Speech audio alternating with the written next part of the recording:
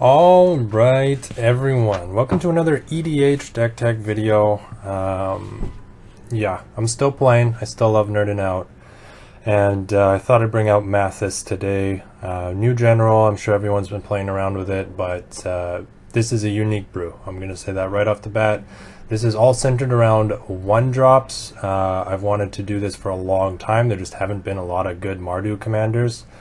Especially for this type of build. So this is politics and 1-drops. I hope you enjoy. It's gonna be fun. This is a complicated deck, but definitely worth playing. And yeah. So without further ado, this is our general Mathas. 3 for a 3/3 menace. At the beginning of the end step, creature gets a bounty counter. It has to be a creature we don't control, and when that creature dies, as long as the bounty counter's on it, each opponent draws a card and gains 2 life. This is essentially just used for board wipe insurance. We put it on our opponent's creatures. If there's a board wipe, we end up profiting off of that, essentially. There's not a lot of interactions with the bounty counters. I chose him for the colors. He's quick to get out, and he keeps our engine going. So let's start it off. This is actually a win condition, Dragon Master Outcast. Tutor him up with a Ranger of Eos, and late game, that's 5 damage a turn in the air. It's pretty hard to stop. Next up, we have Tragic Poet. I'm a poet myself. I've been waiting to run this card forever. This is actually instead of a Sun Titan. Because of all the recursion you're going to see that works with the 1-drops, this actually gets me more than a Sun Titan, which sounds crazy, but there's a sack trigger in here which we're going to play off of, and returning the enchantment to hand is great. Next up, we have the Insolent Neonate. This is just a little draw. Sacrifice trigger is great. Again, you're going to see why. And Menace isn't bad. Early game, this can hit low loyalty planeswalkers. Mother of Runes, classic. Having protection is always good. Hex Parasite, I've run this card in several decks. I absolutely love it. It annihilates planeswalkers. If I ever pick up a Dark Depths, it works really well with that. But just a great utility card, and yeah, depending on the deck, it can totally hose them. Hope of Gairapur. This actually, with a gift of immortality, can lock up an opponent. If they can't block it, it can lock them out of casting non-creature spells, which is a pretty cool little combo. Otherwise, it is a 1/1 flying we can tutor up. Sometimes that's relevant, just having a tutorable flyer to jump block something. And the sack trigger, again, we're going to be able to play off of. The lesser known, sort of like Mother of Runes, is the Devoted Caretaker. I actually really like this card. It gives a permanent, not just a creature you control, protection from instants and sorceries until end of turn. I love this card. I think it's a great underrated, undervalued card. You do have to pay a white, but deal with it. It's totally worth it. Kami of False Hope. This is one of 2. We have the Kami and the Children of Corliss. Repeating these cards over and over is how we don't die. The utility we get out of those 2 cards is insane. I've always thought this was a cool card, and again, it's a sacrifice trigger. Vigilant Martyr, just like the Devoted Caretaker, doesn't get to shine in very many decks. Here it is great. There is a heavy enchantment package because of all the politics, and being able to sacrifice Regenerate is sometimes relevant, actually. And so I've had a lot of fun with it. It's a Rebecca Guay art, one of my favorite artists. Well, Weathered Wayfarer, classic. We're running 3 colors. We need to get the lands that are going to help us out with our board state and allow us access to play everything. Next up, we have Viscera Cyr. This is our only 1-drop that gives us the sacrifice any creature. It's great when you get board wiped. You can just sack all your stuff, scry until you have a great draw, and you're already set up for next turn. Otherwise, this is a good outlet to get some triggers going. Here's the children. This is actually a kill card in the deck. We run a Sanguine Bond, so gaining back the life we lost, and we can do damage to ourselves. We run Pain Lands and a couple other things. Gaining back the life we lost and making an opponent lose that much as well, it's pretty crazy. I really love this card. Now we're out of the 1-drop, so that was 12 1-drops. As you can see, here's some politics shenanigans. Michiko Konda, whenever you're hit by a source, the controller sacks a permanent. Great way of dissuading people.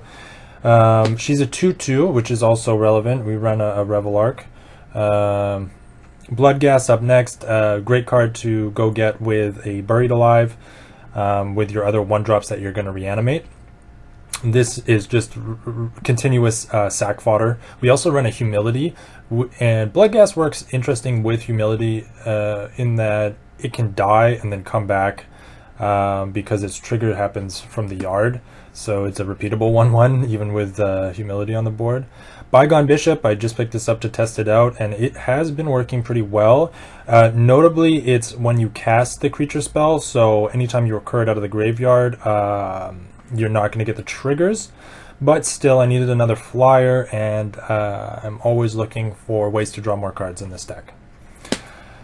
Speaking of which, we have our Grim Haruspex, classic. You saw the sack triggers on those one-drop bodies, so very easy to get value out of them.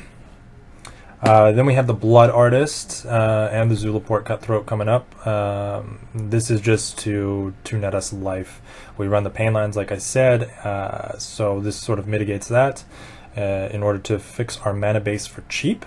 I didn't go all out on the mana base, so I was pretty happy with what I did on a budget for 3 colors. Yeah, Queen Marchesa, great card. Nets you a draw or a token. Either way, it sounds good to me. Shirei, now you see. Yeah, so if we got Shirei out, he's protected, and or they are out of removal, and we have our children or our Cameo False Hope, or really any of those 1-drops that are sacking themselves. We have a lot of value that we're racking up every turn. Mentor of the Meek, another way to draw cards. I mean, these colors, you know, I've been working on this deck for a long time, just theoretically, and these colors are so great for the low casting creatures. Wall of Omens, there we go, another one. Academy Rector. This is also a win condition of sorts. There are 2 combos we go for. There is Necropotence plus Solitary Confinement, and the new Overwhelming Splendor. You can just sack her, go get Overwhelming Splendor, throw it at your biggest opponent, and you've totally debilitated them. Next up we have the Reveillark. Yeah, great card. Another Flying Body, which I needed, and the power 2 or less is great. This can get Michiko Konda, and it can get Shirei, which are two cool targets. It also gets the Mentor of the Meek and other things, so it's great. Ranger of Eos, this is absolute all-star in the deck. I'm so happy with the reprint. I paid $4 instead of 15, which is what it used to be. This guy is dynamite. You saw the 1-drops. You pretty much pick a package that deals with the current board state for 4 mana, and you're off to the races. Zulaport Cutthroat, that's the second Blood Artist. Just notably, it's each opponent instead of target opponent, which is on the artist. So, and also it's only when your creature dies. Martyr's Bond. This is a way of winning the game as well. Let's move this so it focuses a bit better. Essentially what this will do is it'll break board symmetry. I run some enchantments as well as like a Seal Cleansing that I can just sack. But mostly this is to dissuade people from blowing up your stuff while at the same time giving your sack outlets additional utility. Blind Obedience, great card. Not much else to say. I'm sure everyone knows it and hates it. Promise of Bunrai. This is awesome. I've just been test playing it for about a week, and it's really badass. You saw the Tragic Poet. It's a great card to just net 4 tokens continually with late game. Great sacrifice fodder. yeah, wanted to play this card for a while, really enjoying the fact I can. There's Overwhelming Splendor, just a total crippling blow to your opponent. We always want to cheat it out if we can. We run very few lands. This is the most expensive card in the deck because of all the 1-drops and all the draw. Necropotence, your standard evil. Yeah, there's the combo with Solitary Confinement. Essentially what happens is you lose your draw phase, you can't be the target spells or abilities and prevent all damage dealt to you. But with Necropotence, we just exile and get our hand back at the end of the turn anyway. So if both of these are in play and not being dealt with, essentially we can't die. And we always have a hand to 7. If we have a Reliquary Tower, we have way more than 7. Bitter Blossom, I finally picked one of these up. It's been years in the making. But this is a great card in the deck. Great card in any deck, but we want the tokens. You'll see there's a token package that is used for alternative sack fodder. And how we break board symmetry with a humility in play is by producing more tokens than our opponent, so we just win a battle of attrition. You know, your 6/6 dragon is now a 1/1, and I'm making more 1/1s per turn than you are. So eventually I'll win. Ghostly Prison, everyone knows it. Heatstroke, this is a personal favorite, honestly. This is a great card. I used to play it in Kazul back in the day. Essentially, at end of combat, anything that was blocked or destroy creatures that blocked or were blocked this turn. Anything interacting in combat dies. This makes our 1/1s very valuable in trades. And with a lot of them, we can block, declare that we've blocked, sacrifice them for whatever ability we want, and since it's still registered the block, the creature will die. So just value. Humility, there it is. It's an evil card. There's actually a clause of Geeks in here just for board situations where I have to play this early to not lose, and then when I want to get some creatures out that actually have good abilities, I can sack the humility and try and rebuild from there. Sealed Cleansing, pretty standard. Great with the Martyr's Bond, and we can recur some enchantments, so I chose that over Wear and Tear. Assemble the Legion, again, with the humility in play, this will slowly give us more and more tokens and push us closer to winning the game. Phyrexian Arena, classic, we want the additional draw. Notably, even if you have a Necropotence in play or a Solitary Confinement, this is at beginning of upkeep, so it doesn't interact with the draw phase and you'll get your draw. Sanguine Bond, like I said earlier, win condition in the deck with, you know, the Zulaport Cutthroat, Blood Artist, Children of Corliss, all this shenanigans, Blind Obedience. This is a kill card. Combo Heaven, I have found it in Gift of Immortality. I used to play a Esper Kamigawa Dragon tribute deck, and I just recur like Kakucho or Yosei and all those guys over and over. And it's found its home with the 1-drops here. I can recur my Fog Effects or my Children, and yeah, that's pretty nasty. Land Tax, a classic. We run so few lands in the deck that even if we play first, this is likely going to be relevant. Attrition, honestly, a little on the fence about Attrition. It's a very good card, but black is very popular in EDH, and when you come across it, you know, it's kind of a dud. But the reason it's in here for now is it's good, but it's also a sack outlet. I do want to be able to throw 1/1s and trade for higher CMC creatures and win a tempo battle. No Mercy, yeah, it's a nasty one. Like I said, politics, we got to dissuade.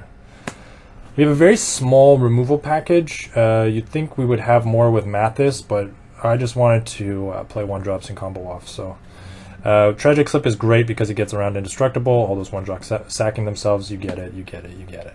Hide and Seek is absolutely amazing.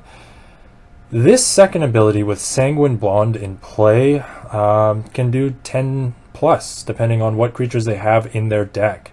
You search the library, your opponent's library, for a card, remove it from the game, and you gain life equal to its converted mana cost. So if they're running an Eldrazi and you have Sanguine Bond in play, not only did you just remove that Eldrazi from the game, but you dealt them like 10 to 13 damage. So really good card.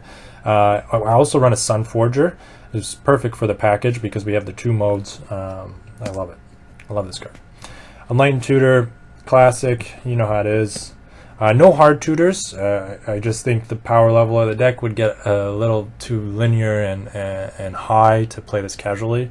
So I run a Diabolic Intent, which is still very good, and a Dark Petition, which just forces me to play it later in the game, and hopefully I'm netting back that 3 mana with Spell Mastery.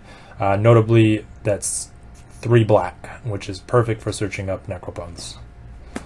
Recoup, I've run this in the deck because, as you'll see, the sorceries are really strong, and this is the only recursion. And sometimes, you know, I have the Neonate, and I want to discard something that isn't a 1-drop if I don't have a Reanimator spell immediately. So I've always liked this card. I have a soft spot for it. So I'm running it. Unearth, great card. Great card. That's pretty much half the creatures in our deck. Over half, actually. Definitely over half. It's like 90%. Out of the yard for 1. Proclamation of Rebirth. Absolute bomb. Return up to 3 target creature cards with converted mana cost 1 or less from graveyard to play. Now, if I get to recoup that, value. Buried Alive. This is how it starts. Quick little Buried Alive usually gets me a Bloodghast and 2 1-drops, which I'll pull out of the yard. Whoops. Replenish, yeah, another great recoup target if we're playing a really long game, but essentially this pulls all the enchantments from our yard back onto the field, and we're definitely going to get some hate towards those enchantments. You saw them, they're nasty. People don't want that stuff to stick around. You need to be, you know, in a big game, people are going to want to attack you, therefore your shit's going to get blown up. Return to the Ranks, really great in the deck. We can tap other creatures to help pay for this cost. We can then sack them for a bunch of triggers, and then return X target creature cards with converted mana cost 2 or less from your graveyard to the battlefield. So pretty much, you know, 80% I'd say of the creatures. Toxic Deluge, I ran this as my board wipe over a Damnation, just because if I have a Humility effect in play, I only need to pay 1 life. Also, it gets around indestructible, and yeah, I felt that was the right call. Dusk to Dawn is also, you know, like, this deck just had to be made, guys. It had to be made. The cards are here.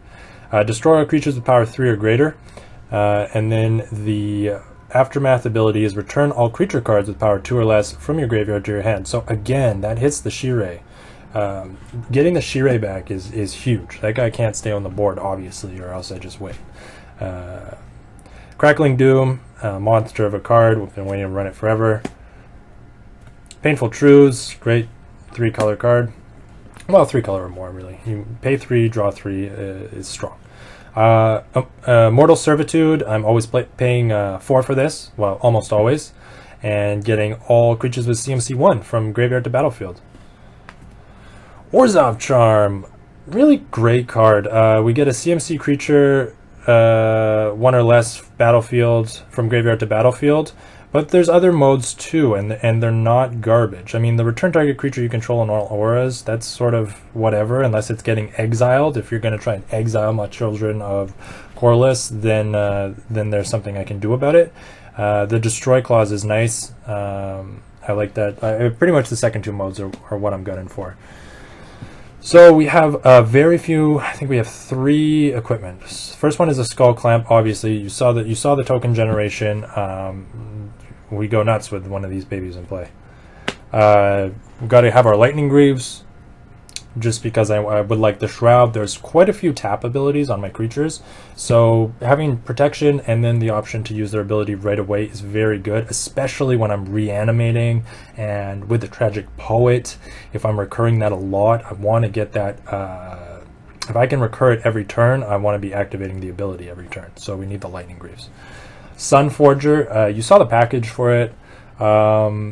It's pretty much control and a little bit of tutoring, and notably, Mathas is a 3/3 menace. With a Sun Forger in play, he becomes a 7/3 menace. So if you do a good job whittling away at their creatures, it turns them into a 3-shot general. I haven't done it yet, but it's pretty cool. Claws of Geeks. This is a neat one. Now, Sanguine Bond, you can go off with this. You can finish off an opponent just by tapping out, sacking X permanents, and doing the final amount of life.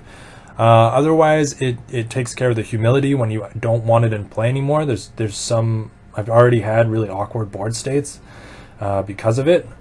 So I added in the claws, and yeah, I've yet to really see how this will play out, but I'm excited with the addition. I think it's a smart add. Elspeth is our only Planeswalker. I looked at them all, and I was pretty lukewarm on most of them. So the board wipe, again, is awesome in our deck. We don't really have anything. I think we have 2 creatures with power 4 or greater. I think it might just be the Revel Arc, actually. And getting 3/1/1 tokens is huge. If I get the emblem off, I probably win because I'm creating a lot of tokens in this deck. So now we're on to the lands.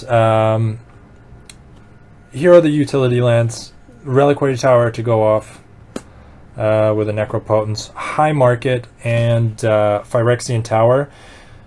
I need to have these sacrifice triggers, especially for an Academy Rector. I generally won't play an Academy... Let me try that again. I generally won't play an Academy Rector on turn 4. I always want to have another mana up or a way of sacking it, so that if anything goes wrong, it's just sacrificed. But it's part of the cost. I can't interact with it. I sacrifice it, and we're good. I'm always going to get my free enchantment. So this is the main reason I'm running these 2 lands. Phyrexian Tower is also amazing with Bloodghast. That's very, very good value. Maze of Ith. Normally I don't run Maze of Ith unless I can play black because of Urborg. I believe there's only 33 lands including the Maze of Ith. So having the option to make that a swamp every once in a while is huge. It really is. I really like this combo. I think it's underutilized. Forbidden Orchard, we actually do want to give them shitty creatures because then it's easier for us to blow them up with when Mathas is in play and we put bounty counters on them. So Forbidden Orchard actually works quite well in the deck. We give them creatures that we're not threatened by, and we're creating a source because it has to be a creature we don't control, right? So we're creating a source for us to put bounty counters on. We're essentially making our general relevant without their help. Evolving Wilds, yeah, pretty whatever. So I'm going to go through these quick. This is essentially my sort of budget land base for 3 colors. I don't generally have issues with mana in this deck, so I am really happy with it for the moment. So we've got Tainted Field, Caves of Koilos, or Koilos. I think that's right, Koilos. All right. Deals 1 damage to you. City of Brass deals 1 damage to you. A Smoldering Marsh, nice and cheap. Isolated Chapel, Command Tower. I run all the temples because again, this is like I don't want to run hard tutors, and I don't want to run a bunch of crazy dual lands. I don't need them, and it lets my opponents play their game a little more, and that's kind of what it's all about. You need an opponent to play Magic, so be kind. Mana Confluence, again, pay a life. Battlefield Forge hits you for damage. Lava Claw Reaches. I'm probably going to take this out. Not this one, maybe the Shambling Vent. And I do want to get a... what the flip's it called? The Black-White Shockland, because it's only about $10, so that's one I'm okay investing in. Temple of Triumph. These Scries are also actually quite good in a deck with so few lands. Shambling Vent. Needle Spires, this one definitely coming out. It's essentially just a tap land. You don't really get in with the 2/1 double strike. Temple of Malice, Mistveil Plains, great card to simply put something on the bottom of your library and then go tutor it. It's a nice option. And then for our basics, we have 3 mountains. We have 1, 2, 3, 4 swamps. and 1, 2, 3, 4, 5 planes. The reason there's quite a few basics is because we're running land tax, so I always want to be able to pull those lands from my deck. It's really good for filtering, and yeah, it's a good way to do it on a bit of a budget with your land base. But that's pretty much the deck. That's Mathas. I know a lot of people are going to play this guy a lot of different ways, and probably no one is going to play it the way I've built it. So I hope you enjoyed. Again, this is a ton of fun. I highly recommend it. There are a whole slew of 1-drops I have not included. There is another version I was considering where you could go aggro 1-drops with all the recursion and the proclamation and the range reveals. I think that would be a very viable build, and I'm curious to see if anyone is brave enough to try it. But I've really enjoyed this one. It's strong, it's not overpowered. Yeah, that's pretty much it. I hope you guys enjoyed.